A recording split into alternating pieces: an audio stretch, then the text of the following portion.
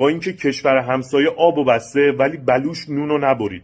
چرا؟ چون حساب مهمون مظلوم از سیاست جدا کرده. واقعا کی میتونه ذره این چیزا رو درک کنه؟ من خودم توی هنگم. چطوری مردم بلوچستان اینجوریه؟ بابا این مردمی که الان داری کمکشون میکنی از همون کشوری هن که آب و قطع کرده. بقیه میان این کامنتو میذارن زیر پستاشون. میبینن فیلم کمک ها رو، بقیه میان زیر پستاشون کامنت میذارن مگه اصلا این کشور آبو نبریدن؟ میگه مردم ما بریدن که سیاست بریده. به مردم چه ربط داره؟ الان مهمانمان، الان اسیر دستمان. همین بلوچا خودشان واقعا من دستشان در نکنه، در با زور خودشان باز کرد، بردن داخل. یعنی 7000 نفر داخل اردوگاه بود. کلا 7000 نفر آب معدنی داده ایشان. گرجه میاد، پنیر میاد، تونیمایی میاد. فقط میاد پخش میکرد میرفتن. همه چیز بهشون آورد. همه چیز ایشان آورد. فقط گفتن ما مولا عبدالحمید دستور داده هر چی بخواید ایتا میاره.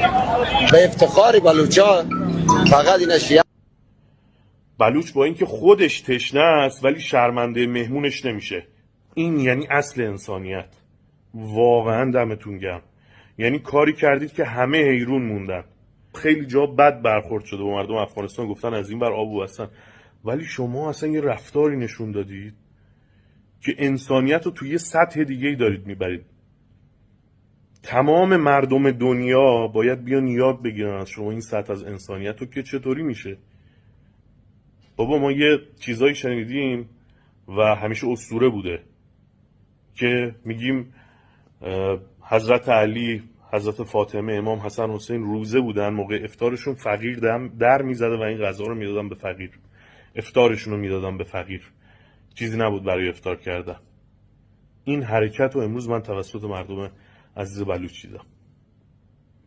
جایی که همه کشورها، نه فقط ایران، پاکستان، هندوستان دارن مهاجرین رو به بهترین وضع بیرون میکنن، این مردم اینجوری دارن مهمان نوازی میکنن. خیلی از بلاگراشون اومدن گفتن آقا اگه میشه بلوچستان اینا رو نگه میداره. کسی بخواد بگه کار نیست، اول از همه سیستان و بلوچستان باید بگن. کسی بخواد بگه آب نیست، امکانات نیست، سختی هست برای خودمون، جا نیست، مواد غذایی نیست، سوخت نیست، این مردم باید بگن. این مردم توی این وضعیت دارن میگن گناه دارن. ما سینه سوخته ایم، اینا رو درک میکنیم پیش ما بمونن. واقعا خیلی سخته. ما آسایش و رفاه داریم، همچین دل بزرگی نداریم. دمشون گرم.